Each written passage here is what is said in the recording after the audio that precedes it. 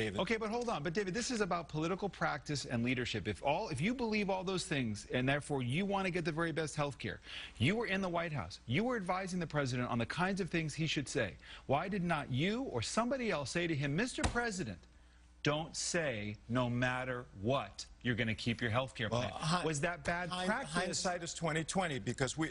But that's why you're there, is to say it's not hindsight. There is a small group of people, David. The vast majority of Americans, that statement will hold true for this small group of Americans. It hasn't. But the calamitous thing here is that the website wasn't up because many of those people who have to transition are going to get better insurance for less money, but they just can't tell that now because they can't get on the website. David, this could be rectified. I remember early in the Obama presidency when you were there and there was some dispute about a cabinet nomination and the president came out and said, I screwed up.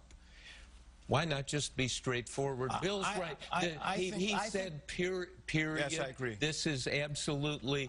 Everyone's going to keep their insurance. I don't think there's any shame in saying we didn't anticipate this one glitch. We grandfathered those a lot of policies. We didn't anticipate this one glitch. But many of those people are going to get better health care for less money when this website is up and running and they can select it. Beyond the actual language that was used, why wasn't there a better education effort to get out in front of this and go to Americans whose policies were going to change and explain why? I mean, there's a fairly good case to be made about minimum standards, the kind of things that can hit you if you have a substandard policy. But never was that education process carried through from the White House, and I think that was a failing. I think what's so dispiriting to the Obama allies or fans that I have talked to is twofold. One, if you believe that, as a lot of Democrats do, that government is really the only one with the scale and the ability to solve these big problems, that you've undermined it for years, if not more, with this troubled rollout, and that of all people, the Obama people who champion computer analytics to win